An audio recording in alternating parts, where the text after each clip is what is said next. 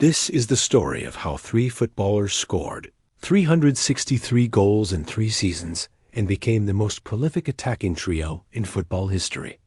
Lionel Messi, Luis Suárez, and Neymar, known simply as MSN, didn't just break records between 2014 and 2017.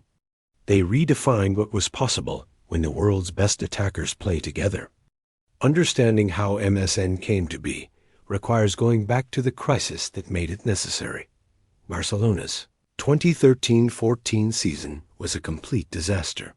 Manager Tata Martino watched his team lose La Liga to Atletico Madrid, lose the Copa del Rey to Real Madrid, and crash out of the Champions League with nothing to show for an entire season. For a club of Barcelona's stature, going trophyless wasn't just disappointing, it was unacceptable. One bright spot had emerged, though. Barcelona signed 21-year-old Brazilian sensation Neymar from Santos in June 2013 for €57.1 million. And he'd chosen them over Real Madrid, despite Madrid offering 3 times the salary. The reason, according to Neymar's father, was simple. He wanted to play with those guys, with Suárez and Messi. The problem was Suárez wasn't at Barcelona yet, and Neymar's first season underwhelmed with just 15 goals in 41 appearances. Barcelona needed reinforcement fast. Massive changes arrived in the summer of 2014. Luis Enrique took over as manager, returning to the club where he'd once played, while major stars like Alexis Sanchez and Cesc Fabregas headed for the exits. Barcelona made their statement on July 11, 2014, signing Luis Suárez from Liverpool for what was initially reported as £75 million, though leaked documents later showed the actual fee was £64.98 million. Suárez arrived fresh off an incredible Liverpool run where he'd banged in 82 goals across 133 appearances and won the European Golden Boot. Barcelona had found their missing piece. What they hadn't counted on was the complication of Italian defender Giorgio Chiellini at the 2014 World Cup, his third biting incident in his career, and FIFA handed down a 4-month ban from all football activity. Barcelona couldn't even present him as a player, leaving him to train alone without even sitting on the bench with his new teammates. That ban did give Suárez something valuable, though. Time to build chemistry with his teammates in training away from the pressure of match days. October 26, 2014, marked Suárez's ban ending and MSN's first match together. The stage couldn't have been bigger. El Clásico at the Santiago Bernabéu against Real Madrid. Barcelona lost 3-1. Neymar scored, but Cristiano Ronaldo, Pepe, and Benzema handed Barcelona their first defeat of the season in a night nobody wanted to remember. Things got worse from there. Losses to Celta Vigo sent Barcelona tumbling to 4th in the table, and the trio just wasn't clicking. Suárez later explained part of the problem. When we started off, I did not feel comfortable on the right, and Leo didn't feel as comfortable. So there was a game against Ajax in the Champions League, where we said we would try to change it to see how it worked. We felt comfortable, and we decided to stay that way. That tactical switch, Suárez moving to central striker with Messi on the right wing and Neymar on the left in a 4-3-3 formation, changed everything. January 2015 brought the turning point in a match against Atletico Madrid. Barcelona won 3-1, but what mattered was all 3 members of MSN scoring for the first time together in the same match. This was the moment everything clicked. What separated them from other attacking trios wasn't just individual brilliance, it was chemistry. Luis Enrique had taken Barcelona's traditional possession-based tiki-taka and modified it, adding more direct vertical play while maintaining the possession philosophy. But the key was giving MSN freedom to express themselves and rotate positions. The structure was less rigid than what Pep Guardiola had implemented. which let the three forwards develop what people described as a telepathic understanding, got their friendship off. The pitch translated into extraordinary unselfishness on it. They'd pass for tap-ins instead of shooting themselves, putting team success ahead of individual glory every single time. Asterisk. Magic took over the second half of the 2014-15 season. MSN destroyed Paris Saint-Germain 5-1 on aggregate in the Champions League quarterfinals, with Suárez scoring twice in the 2-0 away victory in Paris. Then came Bayern Munich in the semifinals. Barcelona took the first leg at Camp Nou 3-0.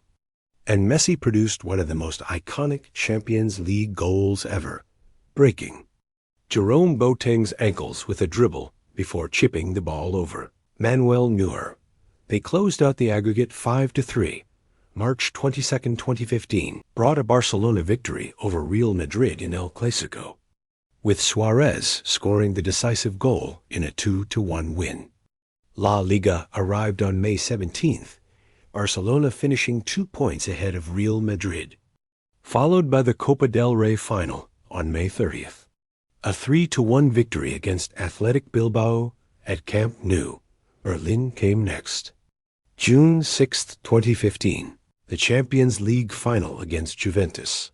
Barcelona won 3-1 with goals from Rakitic, Suárez and Neymar, completing the treble of La Liga, Copa del Rey, and Champions League.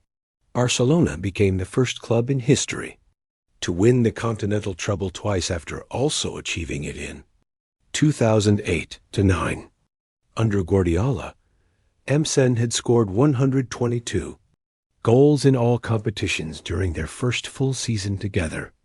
Messi contributed 58 goals and 27 assists. Suárez scored 25, despite missing the start of the season, and Neymar finished with 39 goals, including 10 in the Champions League. MSN accounted for 69% of Barcelona's total league goals, 81 out of 110 in La Liga. Asterisk, the 2014-15 season was magical.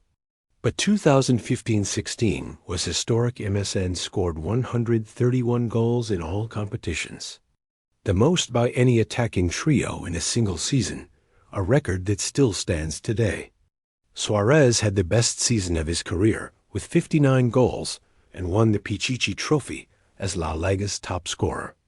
Messi added 41 goals, and Neymar contributed 31. La Liga alone saw them score 90 goals, another record for a trio in a single domestic season. Barcelona defended both their La Liga and Copa del Rey titles, and they added the FIFA Super Cup and FIFA Club World Cup on top. MSN was responsible for 80.3% of Barcelona's goal tally that season. November 21, 2015, delivered perhaps their most complete performance. A 4-0 demolition of Real Madrid at the Santiago Bernabéu. People described MSN as unplayable that day, combining quick passes with complete domination of their greatest rivals, failing to defend their rivals. Champions League title, after getting knocked out in the quarterfinals, was the only disappointment. But domestically and individually, this was the absolute peak. Asterisk, Barcelona's MSN had a direct rival during this era.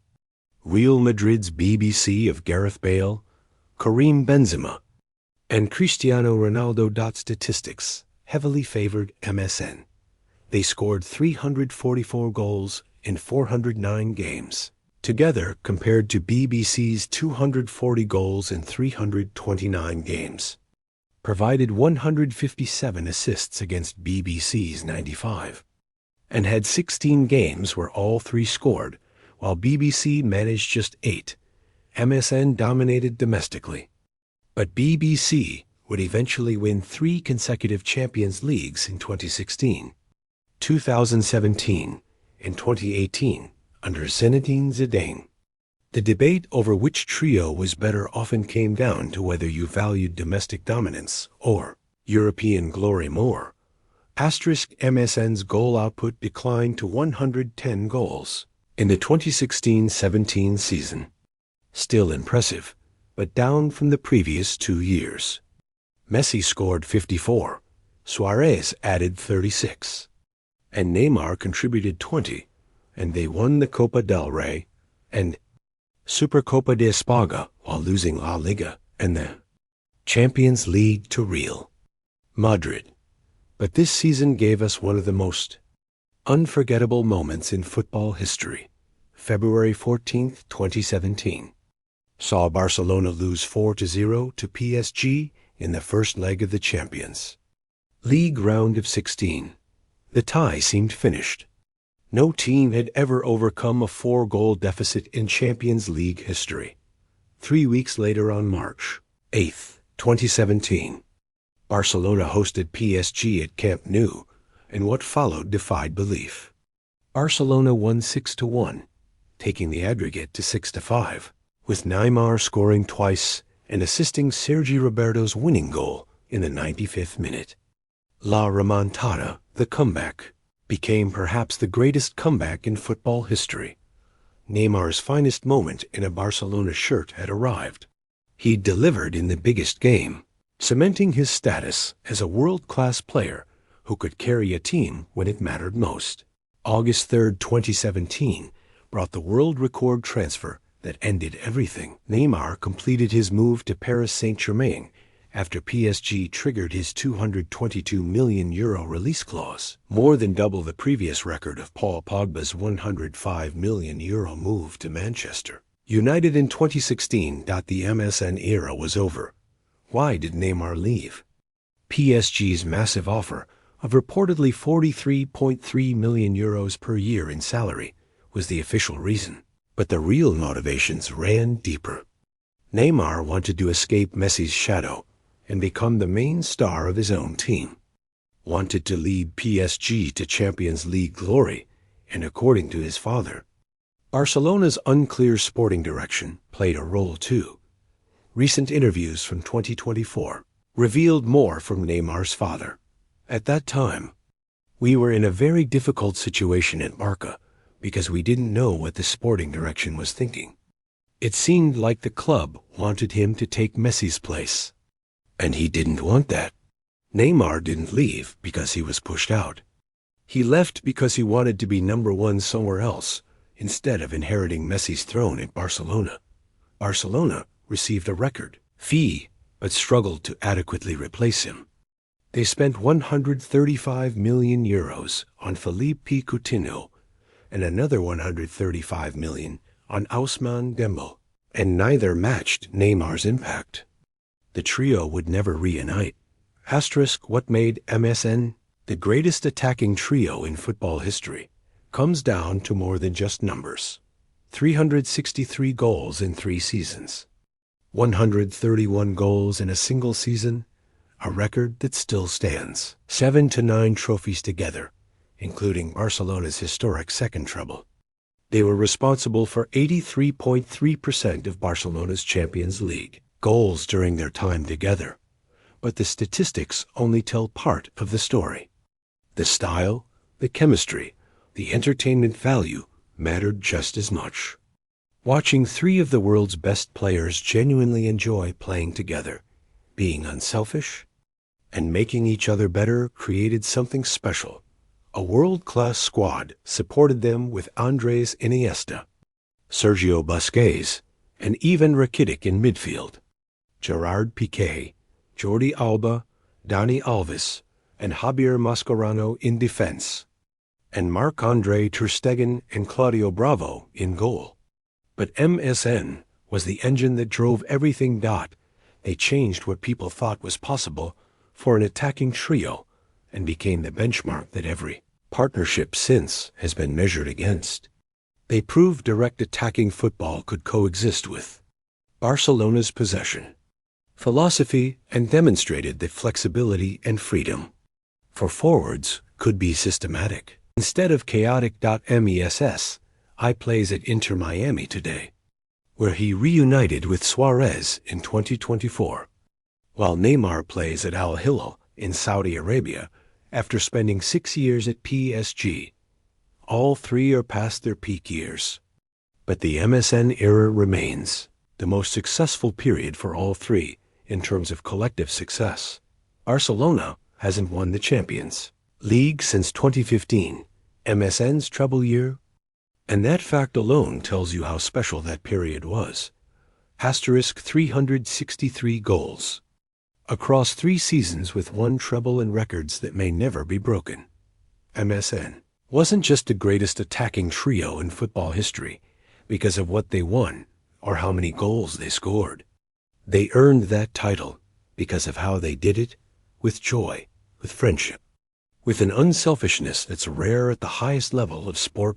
Barcelona fans got to watch something for 3 years that may never be replicated. 3 generational talents in their prime, playing together at the peak of their powers and making the impossible look effortless. That's why the conversation about the greatest trios in football always starts and ends with MSN.